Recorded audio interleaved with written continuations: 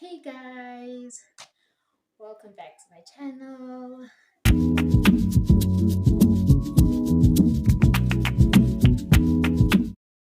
If you're new to this channel, please subscribe and support. Hit the like button, comment, share your opinions. I know it's been a while since I made a YouTube video. It's been so long. Like, I made my move-in video and then I stopped with YouTube completely. But today I'm going to talk about my first day experience, talk about the academics, talk about what it was like being a first day in UWC in the year of 2022, how I did. I'm just going to talk about everything. Let's get into it.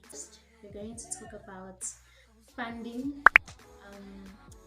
I feel like that's the most important one for me because my situation with funding this year, last year, because it's 2023 now, was very complicated. So I was funded by Nsfas in the first semester. Mara, I applied for a bursary. In matric, I applied for the GCRA bursary. It's a bursary fund that goes to students who did really well in Gauteng. You do have to apply for it. So the one that I applied for was the top 3 learners in my school that I was in. I was in a non-PPM school in Soweto, and at school they told us to apply for the GCRA bursary, especially if you're very confident in yourself and you think that you're gonna come out for the top 3, which I did. By God's grace, I came out in the top 3 and I got approved by the bursary. So I also applied for Nsfas because I wasn't sure that I have a backup plan. So I applied for Nsfas. When I was applying for the bursary, I wrote, like, under the section for which institution you're going to study in, I wrote Cape Peninsula University of Technology. At the beginning of the year, I got accepted by Cape Pen, but then it was after I really accepted the UWC offer. The person accepted me, but it was for CPUT. It took such a long time for them to fix that error. So they couldn't give me my funds because everything was in CPUT. So they had to fix the error first and change the institution. While they were making that change for the entire first semester and some of the second semester, I was funded by Nsfas. While I was using Nsfas, they paid for my laptop. So this is the laptop that I got. This is the laptop. I didn't get book allowance. I was supposed to, but then I chose to get a laptop instead of book allowance because I didn't have a laptop. And even if I got book allowance, the book allowance isn't gonna go to the laptop. So I didn't buy textbooks as a result. Luckily I didn't need them. So yeah. And how did I know that I didn't need them? I knew someone who was in second year who was studying what I'm studying, and they told me, no, you don't need the textbooks for this. You're probably going to need them in second year, but for now you don't need them. So I didn't need the textbooks. Every month I was getting 1,500 allowance. That was the allowance that I was getting. It's for food, it's for not a travel allowance, it was just an allowance. And we would get it around the 24th, 25th, 26th of every month. So I was surviving, but then at the same time I knew that I had a bursary, which I loved Nsfas. You know, it's a good bursary and I highly recommend it. But you know, when you know that you work hard for something and you're supposed to have it, it's kind of difficult to enjoy other things because you know you're supposed to do something better. So I did enjoy Nsfas, but then at the same time I was waiting on my bursary because I worked hard to get it to the top 3 and I just really wanted to experience this bursary. And I just felt like I'm on a bursary and I'm on Nsfas, like I'm taking somebody else's spots. They could be using Nsfas and I could be using the bursary. Finally, at around September, that is when the changes were finally made and all of my money finally came in September. And guys, all the money I was supposed to get from the bursary from the whole year, it's a lot of money. I got a lot of money. 10 out of 10. 10 out of 10. When I first saw it in my bank account, I was like, I almost fainted. I almost fainted at the bank account, at the ATM. What am I saying? At the ATM when I went to the ATM. So like around the time where I got the money, my phone was broken, so I couldn't see that there's money in my account. So I was doing someone's hair because I have a side hustle of doing people's hair. So I did someone's hair and then I was like, let me go and withdraw the money that they sent me. So when I was going to withdraw the money, I put in my banking, I put in my card, and on the balance, what do I see? I see 15,000 rand, and I almost fainted. I was like, no, 15,000 rand. Like, I was shocked. I was so shocked. Like, I didn't believe it. I had to double check. I was double checking my student portal and I was checking everywhere. So that was all the money I was supposed to get from the bursary during the year. They did remove, deduct. So they added the bursary money and then they deducted the money from Nsfas and then I got the remainder. So that was the remainder, and then they sent me. And then they sent me 3,000. So the total was 19,000 rand, and yeah, that was a lot of money. So I bought myself a phone, and I bought other things that I needed at the time because I needed clothes. I got to Cape Town. I was very disadvantaged. My family was going through a lot in the year of 2021. So when I first got to Cape Town, with my clothes that I had holes in them and they were old and they didn't fit me. So I bought new clothes and I bought a phone and I also went out to Cape Town. I enjoyed myself and I enjoyed the money. I sent a lot of the money to my mom and my sister also. So I enjoyed it a lot.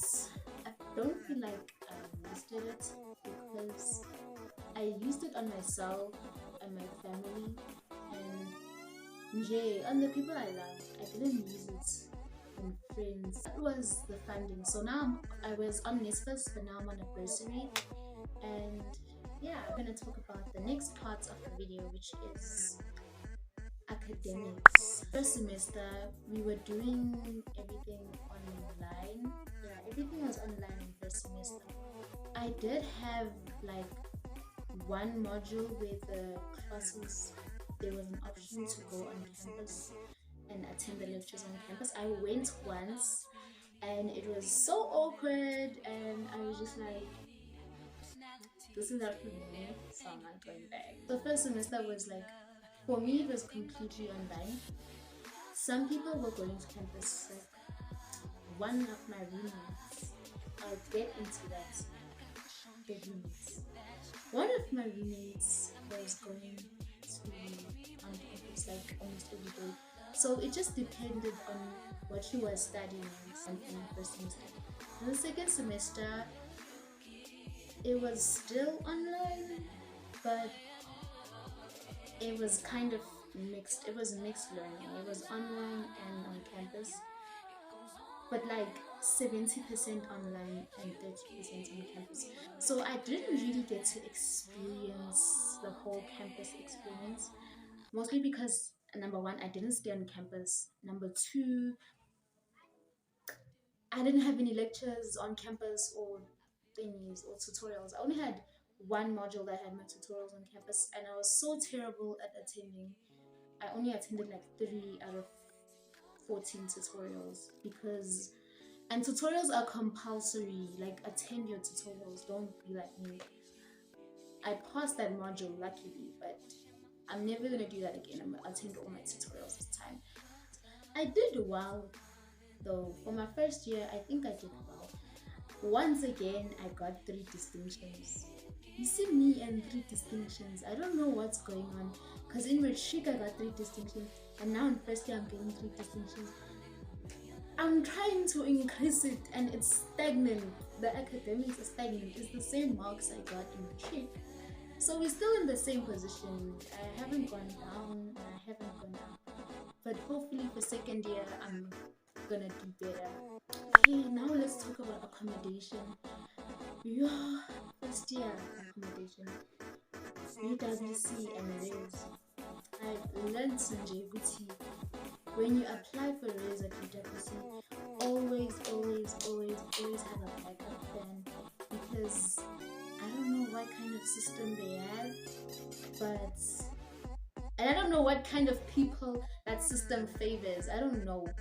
I feel like for me, the reason why I got rejected from UWC races is because I applied really late, and I wasn't even the one who was applying. Grades match had been, if you guys know what that is, grades match. It's like this thing where it's a company that helps students apply to universities and stuff. So they were applying for me in different universities. You tell them which universities you want to go to and all of that, and they'll apply for you. So they applied for me, and they applied late. So I feel like that's the reason why I got rejected. They were supposed to tell me why I got rejected. I didn't get a reason, and I didn't even get a rejection later. I had to find out on the phone. I called them and I was like, what's going on? Am I accepted? Am I rejected? And they told me that I'm rejected. Right. Because I had no backup plan, and I come from Gauteng. Like, where am I gonna stay? So as a result, they sent me this list. Right?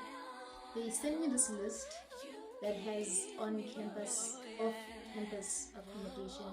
So these off-campus accommodations are like houses that house students, like student houses.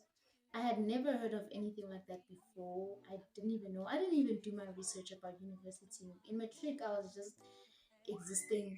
So it's like a house, and then there's students that live in that house. So yeah, I looked at the list. I didn't look properly, and I really wish I looked properly. And the first number I saw on the list, I called them. Didn't even check. Didn't even search for pictures. I didn't even do anything. But guys, I'm going to make a video of how to find accommodation, because now I know. I've done my research now, and I'll make a video and tell you guys about it, and how to apply, where to apply, where to go. I'll make that video. We ignored all the red flags. I'll also tell you guys in that video red flags of student houses, because they are red flags. You don't want to stay in a place that you're going to be uncomfortable in. It actually affects your studies, it affects your mental health. Things can go really wrong if you're studying in a place that you're not comfortable in, with people that are not like-minded with you. It's very dangerous, guys. This race thing, you should really take it very seriously, because a lot of bad things can happen at race.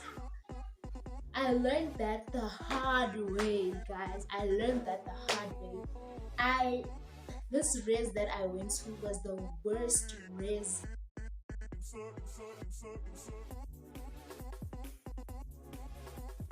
that I've never even been to any other race before, but I know that one was the worst thing that could the English is not, yeah, Mara, it was bad, ne? So let me just talk about this race. This race was the reason why I had to stop making YouTube. So number one, I just went because I was so desperate and I needed a place to stay. And when I got there, they put me, I thought I was gonna have one bed. I thought I was gonna be in a room. There's like two beds, no, that's not how it works. I got there and there were four beds in the room.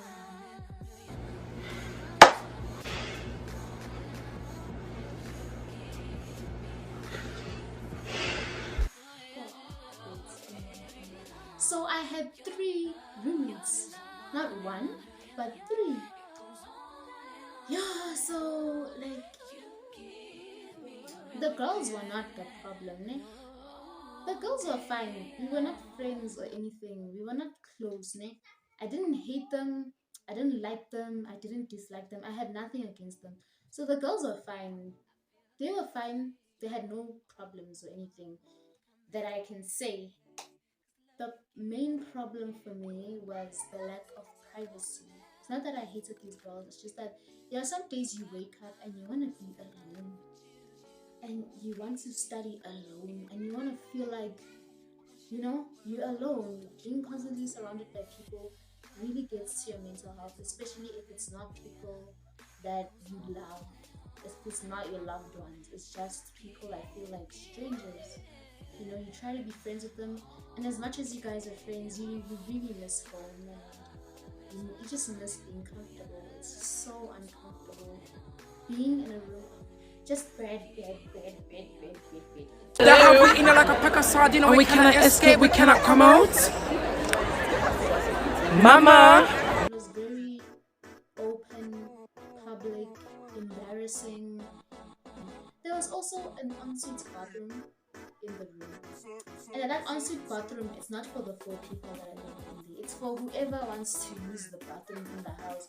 So even other people from different rooms are coming in and out of the room just to go to the bathroom. It feels very public, like you're sleeping at a mall. The management of the accommodation was very bad. When something is broken, just know it's either not gonna get fixed, or they're gonna take a really long time to fix it, to the point where you just stopped using or stopped trying to use that thing. The electricity was always turning off and running out. The water was always cold, like showering of cold water was not fun. The showers were always dirty. The kitchen was always dirty.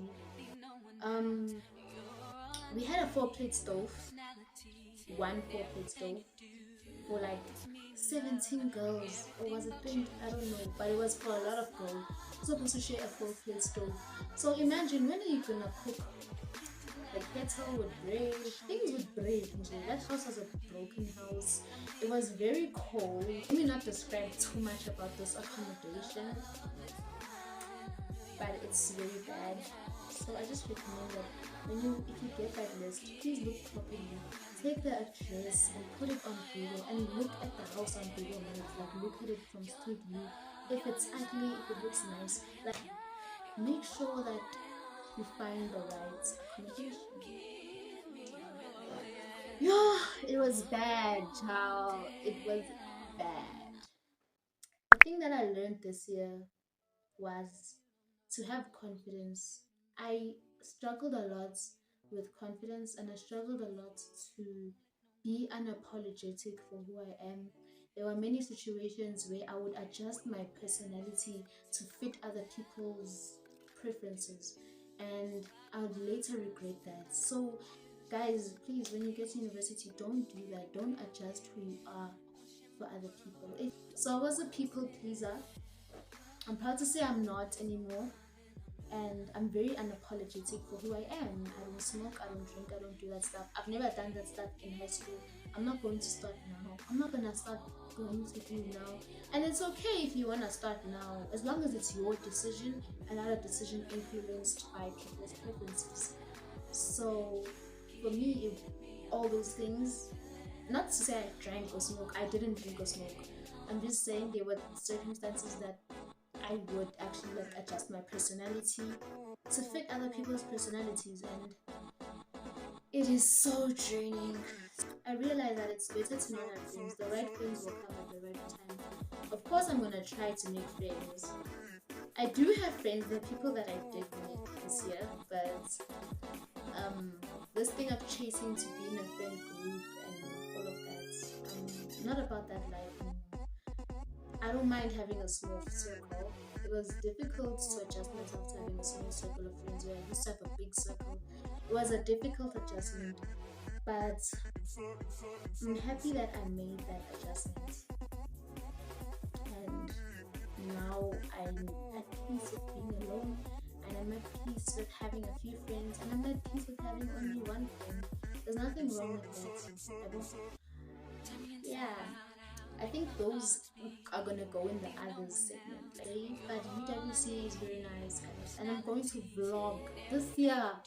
I'm gonna vlog way more, because now I have a phone to vlog, and hopefully I'll get a camera and enjoy I'm gonna get in a better race. This time I'm gonna look properly. I'm gonna like search properly with roses. And I've already searched. I know where I wanna go, but I'm not gonna say until things are sure. Until things are in place, then I will say which rose I'm going to. Put it in the comments. Let's start a friendship